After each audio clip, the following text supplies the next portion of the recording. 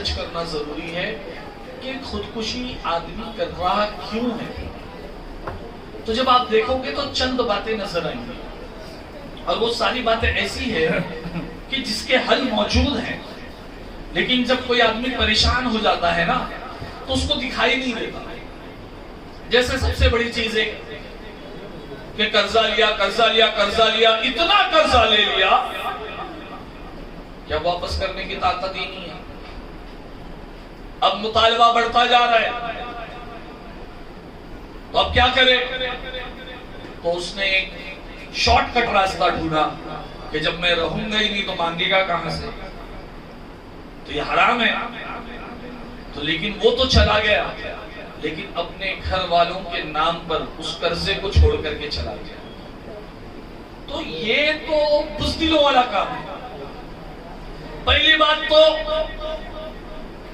قرضہ سب سے بڑا پوائزن ہے. قرضہ جو ہے یہ زہر ہے. قرضہ کبھی نہیں لینا چاہیے. اللہ سے دعا کرنا چاہیے کہ یا اللہ ہم کسی کے مقروض نہ بنیں، کیونکہ اگر تم نے قرضہ لے لیا اور تم نے قرضہ ادا نہیں کیا تو یاد رکھنا اللہ بھی تمہیں معاف نہیں کرے گا قیامت کے دن.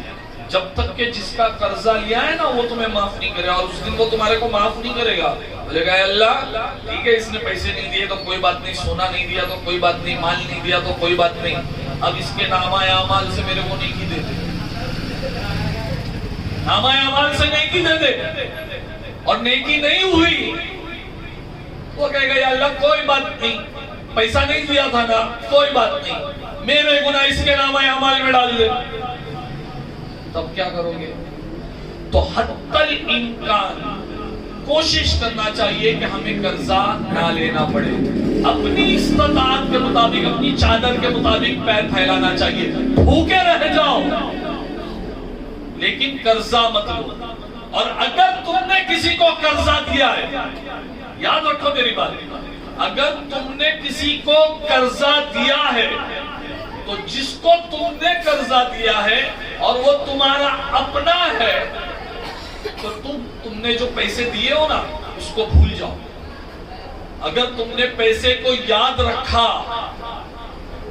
تو وہ آدمی یا وہ عورت یا وہ رشتہ دار جس کو تم نے پیسہ دیا ہے نا اس کو بھولنا پڑے گا، کیونکہ جب وہ دے گا نہیں تو جھگڑا ہو جائے گا، بعد میں تعلقات ختم ہو جائیں گے. تو پیسے دیے تو پیسے بھول جاؤ، یہ پیسے واپس آنے والے نہیں ہیں. اور پھر بھی اگر تمہارے کو پیسے سے اتنا زیادہ پیار ہے تو اس آدمی کو بھول جاؤ کہ وہ واپس آنے والا نہیں ہے، آ گیا تو پھر تمہاری قسمت. تو جب بھی کسی کو پیسہ دو قرضہ تو قرضہ حسنہ دو، کہ لوٹا دیا تو ٹھیک ہے، نہیں لوٹایا تو کوئی بات نہیں، اللہ تبارک و تعالیٰ کی بارگاہ میں صدقہ کرنا. قرضہ حسنہ دو. تو پہلی بات تو قرضہ لو ہی مت، اور دوسری بات لو تو اپنی انکم کا 30% کے قریب لو، ٹوٹل منتھلی جو بھی انکم ہے آپ کی، تاکہ تم اس کو ریٹرن بھی کر سکو، نہ کہ اس کا ڈبل ٹیبل لو ورنہ اس کا بوجھ برداشت نہیں کر پاؤ گے.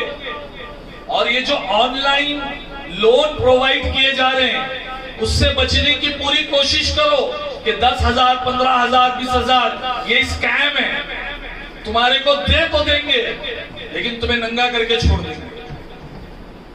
تو یہ ساری چیزوں سے بچنا چاہیے. دوسری وجہ یہ ہے، دیکھا گیا ہے خودکشی کرنے کی ایک وجہ یہ بھی دیکھی گئی ہے کہ لوگ جو ہے نشے میں ہوتے ہیں اور اتنا نشہ کرتے کہ وہ ہوش کھو بیٹھتے ہیں، اور آخر میں جو ان کا اینڈ ہوتا ہے وہ خودکشی ہو جاتی ہے.